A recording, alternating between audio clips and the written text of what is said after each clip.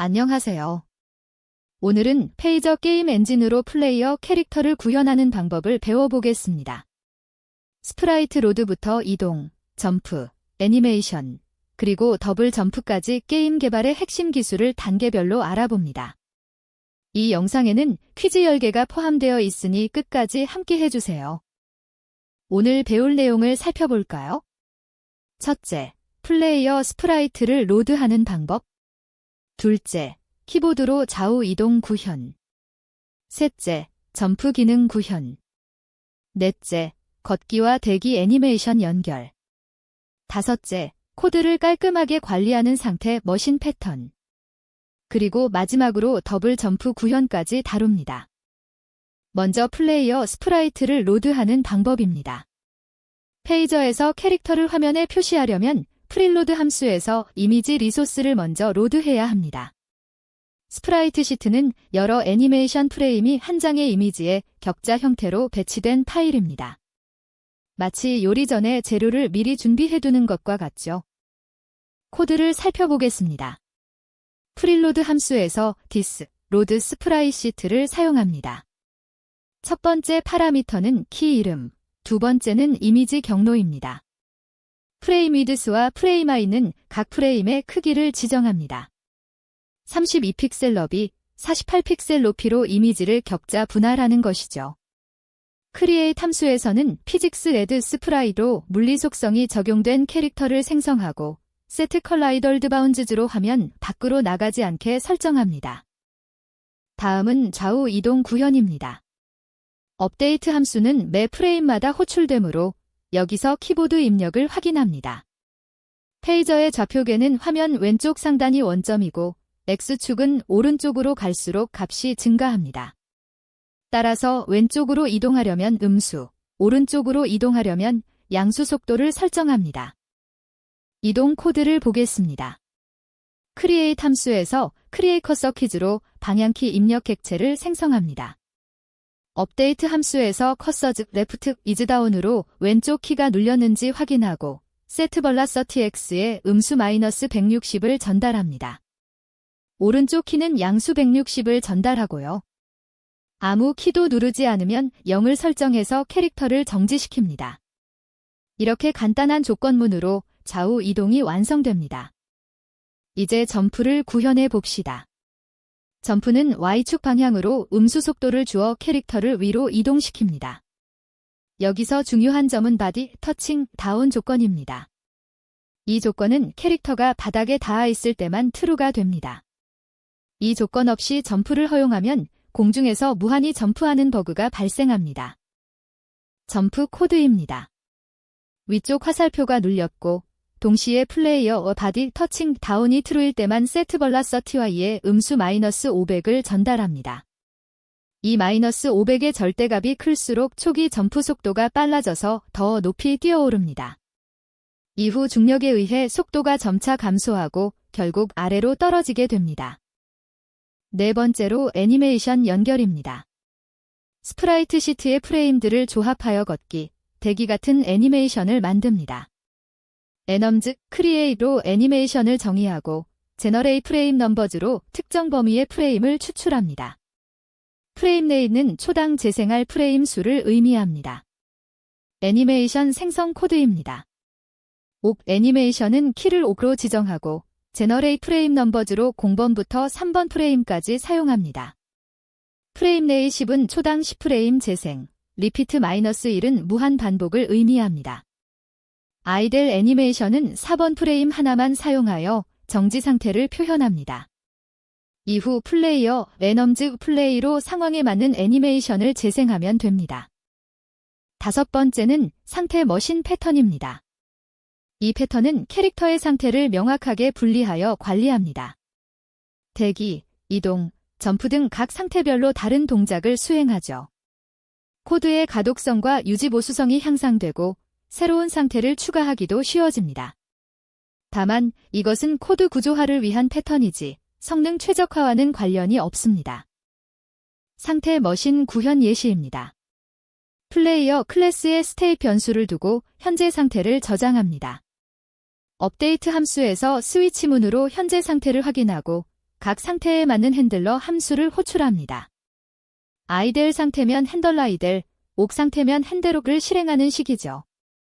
상태 전환 조건을 명시적으로 관리할 수 있어서 복잡한 캐릭터 동작도 깔끔하게 구현됩니다. 마지막으로 더블 점프입니다. 점프 카운트 변수로 점프 횟수를 추적합니다.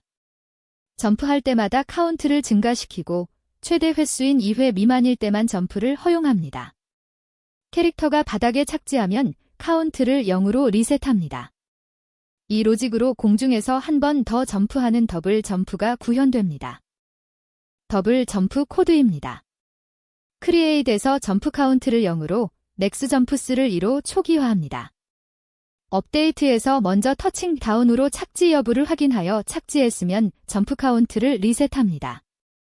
저스트 다운은 키를 누르는 순간만 감지하여 연속 점프를 방지합니다. 점프 카운트가 맥스 점프스 미만일 때만 점프를 실행하고 카운트를 증가시킵니다. 첫 번째 퀴즈입니다. 페이저에서 스프라이트 시트를 로드할 때 프레임 위드스와 프레임 하이트를 지정하는 이유는 무엇일까요? 1번 이미지 파일의 전체 크기 설정, 2번 각 애니메이션 프레임을 잘라내기 위한 크기 지정, 3번 화면에 표시될 캐릭터 크기 조절, 4번 메모리 최적화를 위한 압축 크기. 잠시 생각해보세요. 정답은 2번입니다. 스프라이트 시트는 여러 애니메이션 프레임이 한 장의 이미지에 격자 형태로 배치된 파일입니다. 프레임 위드스와 프레임 하이트는 이 격자에서 각 프레임을 잘라내기 위한 크기를 지정합니다. 예를 들어 32 곱하기 48로 설정하면 해당 크기로 이미지를 분할하여 각각의 프레임으로 사용합니다. 두 번째 퀴즈입니다. 페이저에서 프릴로드 함수와 크리에이트 함수의 실행 순서와 역할에 대한 설명으로 올바른 것은? 1번 크리에이트가 먼저, 프릴로드가 나중에 실행. 2번 둘이 동시에 병렬로 실행. 3번 프릴로드가 먼저 리소스 로드, 크리에이트가 이후에 객체 배치. 4번 업데이트 루프 내에서 번갈아 실행. 정답을 생각해보세요. 정답은 3번입니다. 페이저의 신 생명주기에서 프릴로드 함수가 먼저 실행되어 이미지, 오디오 등의 리소스를 메모리에 미리 로드합니다. 마치 요리 전 재료를 손질해 두는 것과 같습니다. 모든 로드가 완료된 후 크리에이트 함수가 실행되어 준비된 리소스를 사용해 게임 객체를 화면에 배치합니다. 세 번째 퀴즈입니다. 피직스 애드 스프라이로 생성한 스프라이트에 세트 컬라이덜드 바운즈즈 트루를 설정하지 않으면 어떤 현상이 발생할까요?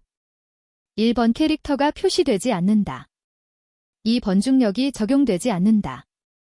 3번 화면 밖으로 나가거나 끝없이 떨어진다.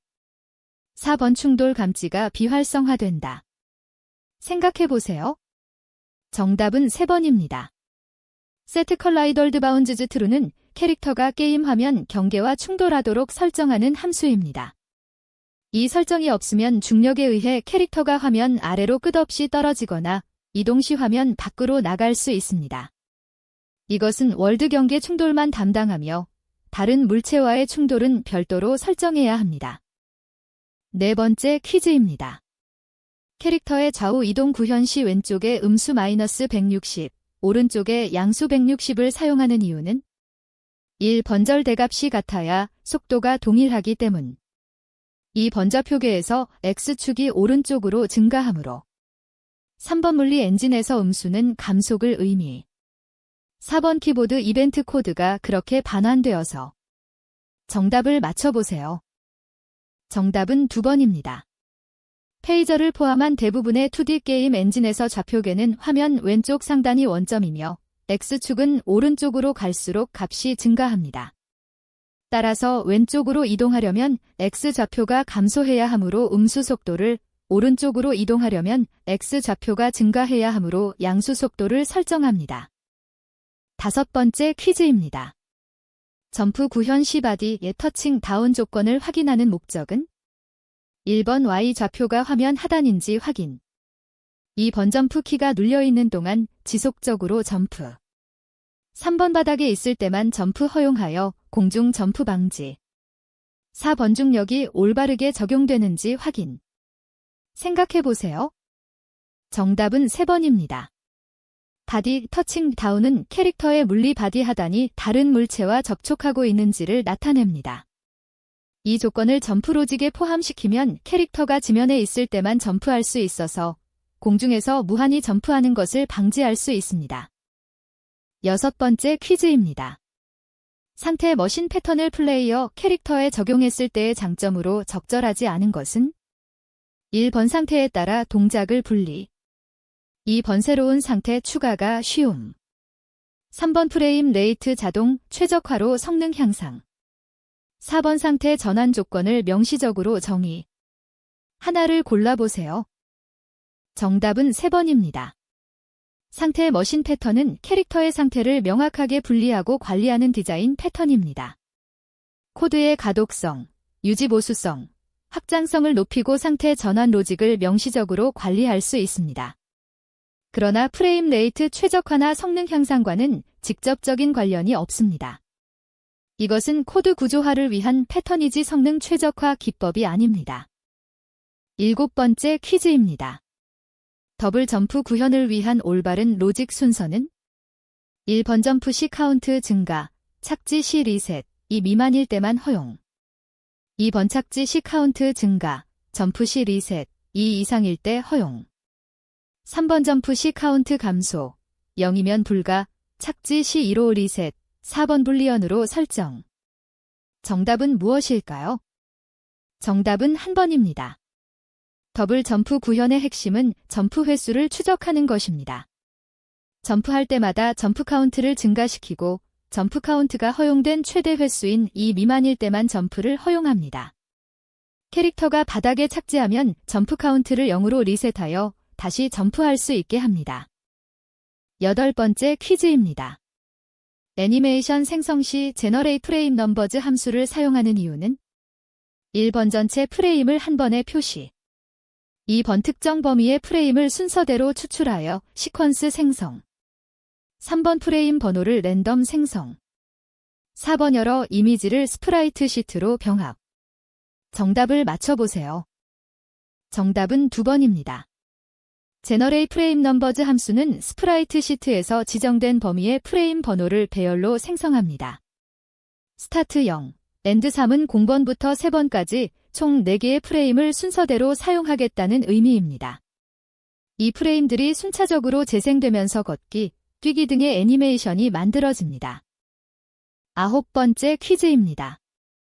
페이저 게임에서 업데이트 함수의 특성과 역할로 가장 정확한 것은 1번 게임 시작 시 한 번만 실행되어 초기 상태 설정 2번 키보드를 누를 때만 호출되어 입력 처리 3번 매 프레임마다 반복 호출되어 게임 로직 수행 4번 비동기로 실행되어 네트워크 통신 담당 생각해보세요. 정답은 3번입니다. 업데이트 함수는 페이저의 게임 루프에서 매 프레임마다 호출되는 함수입니다. 일반적으로 초당 60회 정도 실행되며 키보드 입력 확인, 캐릭터 위치 업데이트, 충돌 검사 결과 처리 등 실시간으로 변화하는 게임 로직을 처리합니다. 프릴로드와 크리에이는 초기화 시 한 번만 실행되지만 업데이트는 게임이 실행되는 동안 계속 반복됩니다. 마지막 10번째 퀴즈입니다. setVelocity-500처럼 음수 값을 사용하는 이유와 값의 크기가 미치는 영향은 1번 음수는 속도 감소, 절대값이 크면 천천히 점프 2번 Y축이 아래로 증가함으로 위로 가려면 음수 필요, 절대값이 크면 더 높이 점프 3번 음수는 중력 반대 적용, 크기는 중력 지속 시간의 영향 4번 음수는 애니메이션 역재생 정답은 2번입니다. 페이저의 좌표계에서 Y축은 아래로 갈수록 값이 증가합니다.